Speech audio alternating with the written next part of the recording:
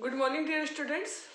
बच्चों, हम हिस्ट्री का चैप्टर 8 पढ़ रहे थे, डिवोशनल पथ्स टू द डिवाइन। ईश्वर से भक्ति किस तरह से की जाती है, हमने हमारे पिछले वीडियो में हमने स्टार्ट किया था, जिसमें हमने शंकराचार्य के बारे में पढ़ा था। उसी के अलावा अलवर और नयनार के बारे में हमने पढ़ा था। आज हम स्टार्ट करेंगे द सन्स ऑफ महाराष्ट्र। आज हम महाराष्ट्र के संत के बारे में पढ़ेंगे। महाराष्ट्र के ज्ञानेश्वर, नामदेव और एकनाथ और तुकाराम जैसे संत कवि भगवान विट्ठल के उपासक थे। यहाँ पर आपको दिया है महाराष्ट्र के जो ज्ञानदेव है, नामदेव है, एकनाथ है, तुकाराम है, ये सब क्या है, विट्ठल के उपासक थे। भगवान विट्ठल की आराधना में उनके जो जन्म को पंढरपुर की जो वार्षिक जो तीर्थ यात्रा जो होती थी, उस पर ये लोग क्या देते थे, जोड़ देते थे। हर साल भगवान विट्ठल की पंढरपुर में जो तीर्थ यात्रा होती है, वहाँ पर ये लोग हर साल एकत्रित होते थे। महाराष्ट्र के संत, the Sant of the Maharashtra. From the 13th to the 17th centuries, Maharashtra saw a great number of sant poets whose song in simple Marathi continued to inspire pupil. 13वीं से 17वीं शताब्दी तक बच्चों महाराष्ट्र में अनेक संत कवि हुए, जिन्होंने सरल मराठी भाषा में लिखे गए गीत लोगों तक पहुंचाए। और आज भी जो गीत लोगों के जीवन में जन को और उनके मन को क्या करते हैं, इंस्पायर करते हैं, प्रेरित करते हैं। उनके द्वारा कहे गए गीत, उनके द्वारा कही गई कविताएं, जो भी महाराष्ट्र में संत हुआ करते थे 13वीं से लेकर 17वीं शताब्दी तक। इसी के अलावा देखिए बच्चों, the most important among them were Dnyaneshwar, Namdev, Eknath and Tukaram, as well as woman like the Sakhubai and the family of Chokha Mela who belonged to the untouchables Mahar caste।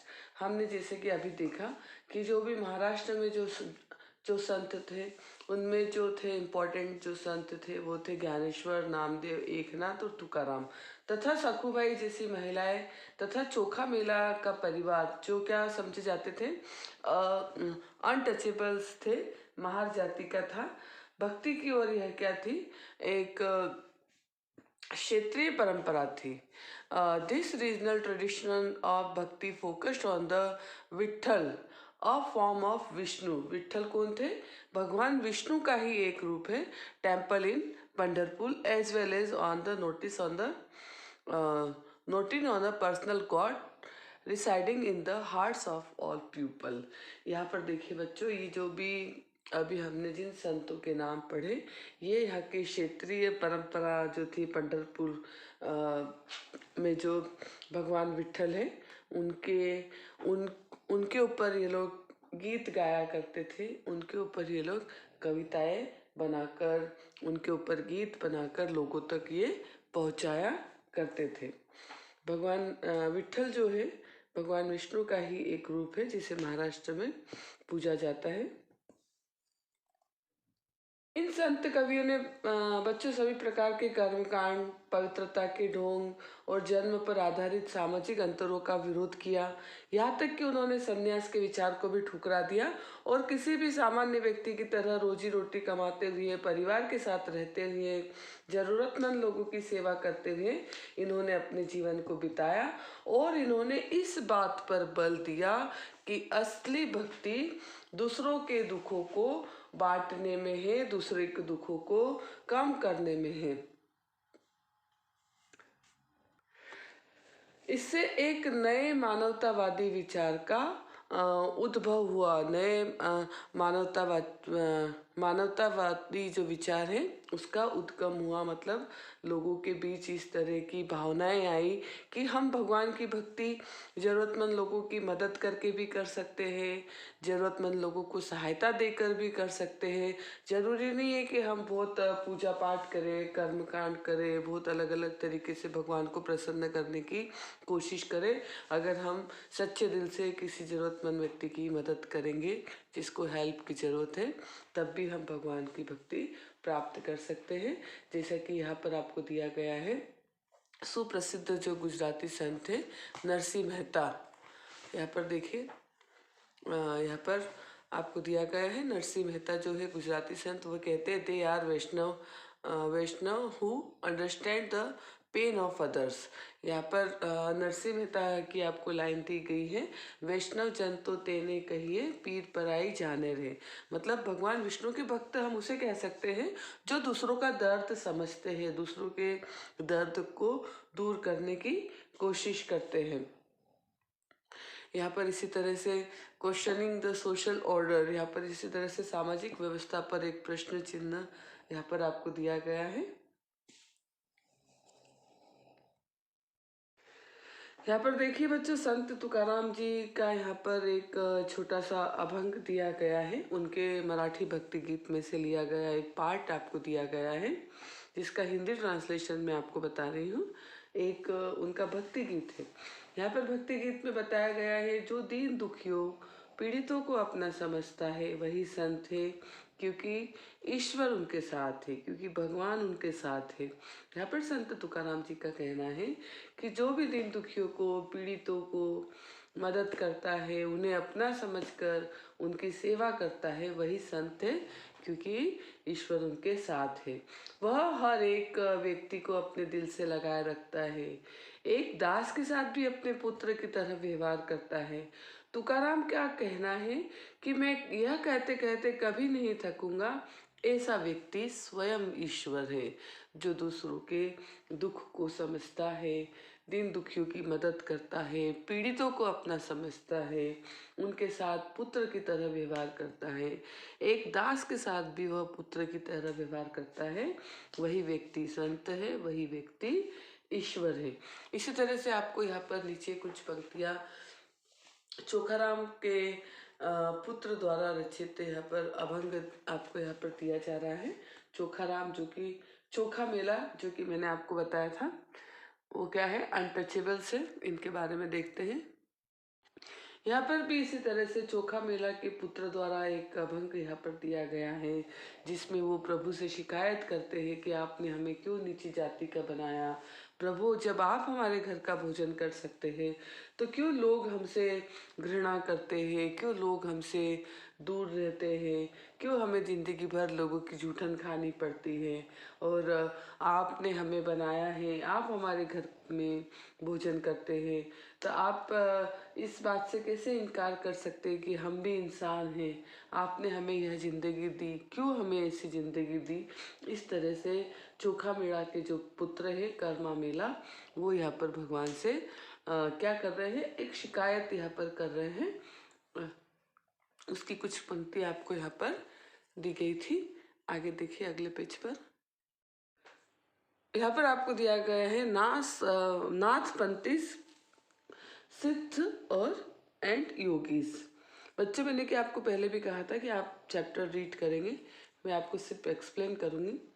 अब यहाँ पर देखिए बच्चों, यहाँ पर इस काल में अनेक ऐसे धार्मिक समूह आए जिन्होंने बहुत साधारण डिस्कशन से, साधारण तर्क वितर्क का सहारा लेकर, जो भी रूढ़िवादी जो कर्मकांड थे, अन्य जो बनावटी जो पहलू थे, उसकी समाज व्यवस्था की आलोचना की। उनमें नागपंथी, सिद्धाचार्य और योगी, जिनमें क्या है प्रमुख है, उन्होंने संसार का त्याग करने का समर्थन किया है। उनके विचार से हम परम सत्य, चिंतन, मनन और उसके एक हो जाने के लिए हम मोक्ष का मार्ग अपना सकते हैं।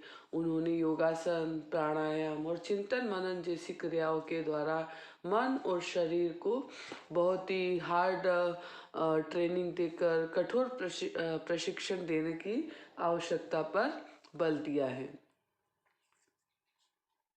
और ये जो भी थे वो खासकर जो अनटचेबल्स थे, नीचे कही जाने वाली जातियों में बहुत लोकप्रिय हुए। उनके द्वारा जो भी धर्म के जो भक्तिमयी जो धर्म के लिए तैयार किए गए, आगे चलकर नॉर्थ इंडिया में बहुत लोकप्रिय क्या बन गई, फोर्स बन गई, बहुत लोकप्रिय शक्ति बना इनके द्वारा कहा गया, इनके द्वारा किया गया जो चिंतन मनन आगे जाकर नॉर्थ इंडिया में बहुत प्रसिद्ध हुआ। इसी तरह इस्लाम एंड सूफीज्म के बारे में आपको दिया गया है। Islam and Sufism. The sons had much in common with the Sufis, so much so that it is believed that they adopted many ideas of each other. यहाँ पर संतों और सूफियों में बहुत अधिक समानता थी। वो क्या थे, बहुत कॉमन थे। यहाँ तक कि यह भी माना जाता था कि उन्होंने जो बहुत अपने जो आइडियाज़ थे वो क्या किए, अडॉप्टेड किए। कई तरह के आइडियाज़ इन्होंने विचारों का आदान प्रदान किया और उन्होंने उसे अपनाया। यहाँ पर वे धर्म के जो भी बाहरी जो दिखावा है, बाहरी जो आबंडर है, उसे अस्वीकार करते हुए भगवान के प्रति, ईश्वर के प्रति प्रेम और भक्ति और सभी इंसानों के प्रति दया भाव रखने पर जोर देते हैं। यहाँ पर जो सूफी संतों के बारे में बताया गया है कि ये ईश्वर के प्रति प्रेम और भक्ति और सभी मनुष्य के प्रति दया भाव रखने पर जोर देते हैं। इस्लाम में एक अल्लाह के प्रति पूर्ण समर्पण का प्रचार किया गया है। यहाँ पर एक अल्लाह को एक मानते हैं, क्या किया गया है, उसका प्रचार किया गया है।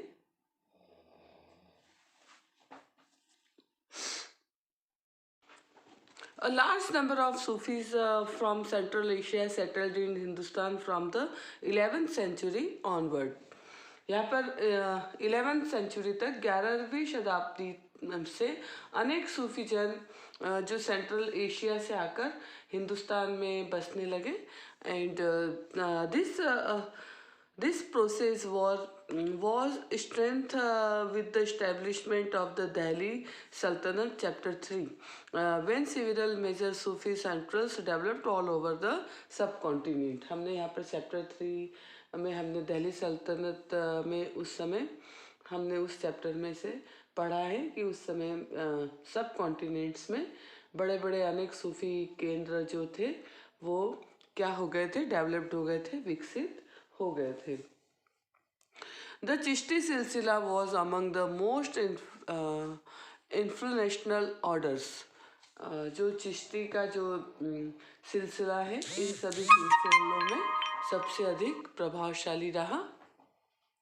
इनमें औलियाओं का एक लंबी परंपरा थी, जैसे अजमेर के ख्वाजा मोइनुद्दीन चिश्ती, दिल्ली के कुतुबुद्दीन बख्तियार काकी, पंजाब के बाबा फरीद, दिल्ली के ख्वाजा निजामुद्दीन औलिया और गुलबर्ग के बंदावनाज गिसूत राज। यहाँ पर हमने दिल्ली सल्तनत में हमने देखा था कि सब कॉन्टिनेंट में बड़े बड़े सूफी केंद्र क्या हो गए थे, विकसित हो गए थे।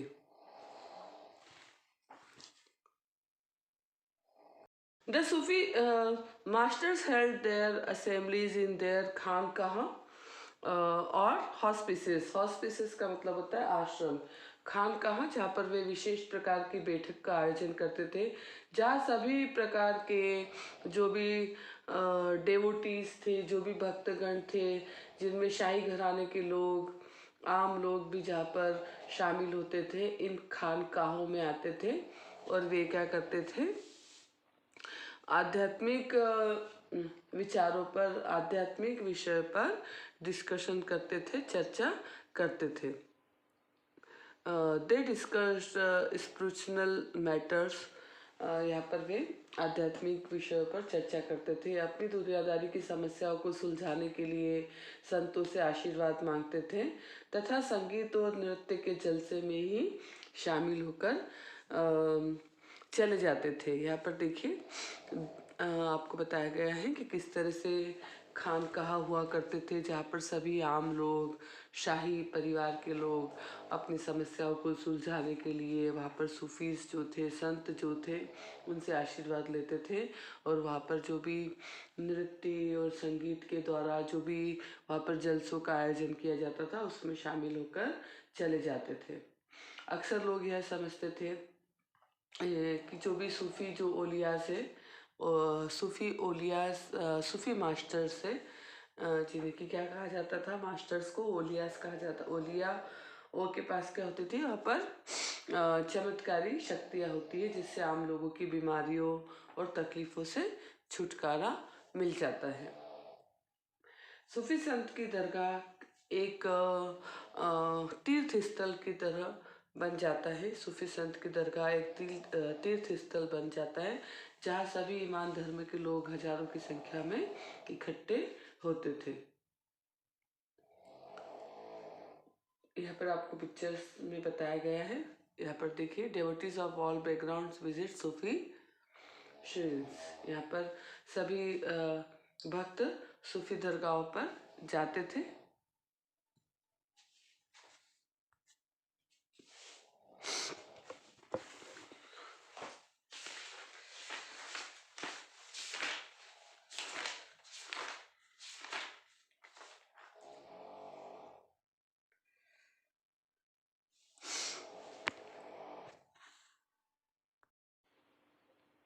New religious development in North India. उत्तर भारत में जो धार्मिक बदलाव आए, उसके बारे में अब हम पढ़ेंगे।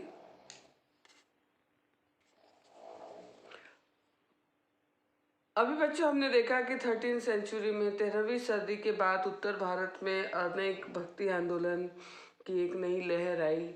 यह एक ऐसा समय था जब इस्लाम, ब्राह्मणवादी जो हिंदू धर्म, सूफी मत, भक्ति की विभिन्न जो भी अलग अलग जो भी प्रचारक थे, अलग अलग जो भी धाराएं थी, जिसमें नागपंथियों, सिद्धों, योगियों ने परस्पर एक दूसरों को प्रभावित किया। जैसा कि अभी हमने देखा, हमने इसके पहले देखा कि नए नगरों का, नए राज्यों का किस तरह से नए नए नगर बने, नए नए राज्य बने, किस तरह से लोग अपने लिए नए नए काम, नई नई भूमिकाएं खोज रहे थे। जिस तरह से कि हमने देखा, people were taking up new professions and finding new roles for themselves. Such laborers, such people, especially craft person, peasant, traders and laborers, to listen to this new sant and spread their ideas. हमने देखा कि नए जो राज्य बने, नए नगर जो बने, जहाँ पर लोग अपने लिए काम की तलाश कर रहे थे, जैसे जिसमें हमने देखा कि जो किसान थे, व्यापारी थे, मजदूर थे, क्राफ्ट पर्सन थे, शिल्पी थे, वो लोग क्या करते थे, इन संतों के विचारों को सुनने के लिए इकट्ठे हो जाते थे, फिर उसका प्रचार करते थे। जैसे कि हम देखते हैं, लोग क्या करते हैं, सुनने के लिए एकत्र होते हैं और फिर उसका प्रचार करते हैं। अब हम इसमें देखेंगे, सम of them like Kabir in Baba Guru Nanak registered all रिलीजनस। यहाँ पर हमने संत कबीर और बाबा गुरु नानक जैसे संतों के धर्मों को, उसके बारे में हम देखेंगे कि उनका धर्म को लेकर क्या विचार था।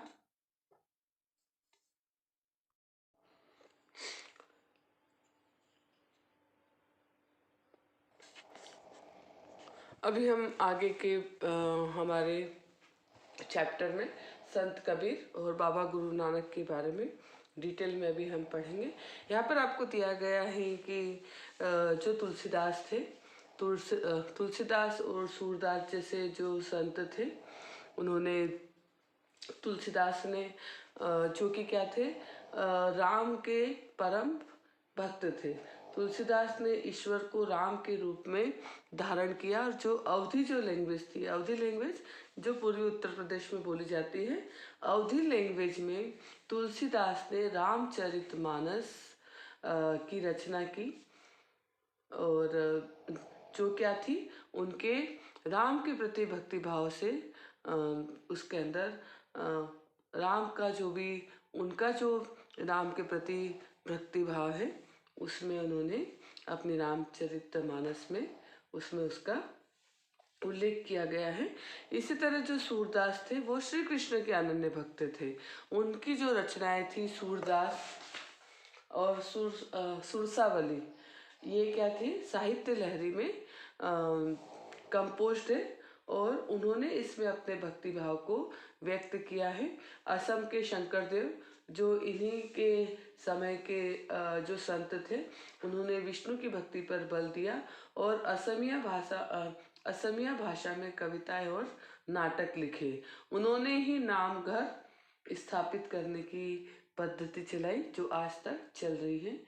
नामघर जो कि जहाँ पर की कविता पाठ और प्रार्थना, जो घर जिसे कहते हैं, प्रार्थना सभा जिसे कहते हैं। इसके अलावा उस समय इसी समय दादू दयाल, रविदास, मीराबाई जैसे संत भी शामिल थे। मीराबाई एक राजपूत राजकुमारी थी जिनकी मैरिज, जिनका विवाह मेवाड़ के एक राजसी घराने में हुआ था। मीराबाई, रविदास जो क्या थे, यहाँ पर रविदास की बात की जा रही है जो कि अनटचेबल्स माने जाते थे, उनकी अनुयायी बन गई थी। वे कृष्ण के प्रति समर्पित थी और उन्होंने अपने गहरे भक्ति भाव को कई भजनों में कई भजन उन्होंने गाकर, मीराबाई ने अपने कृष्ण के प्रति भक्ति को उन्होंने भजनों के द्वारा अभिव्यक्त किया था।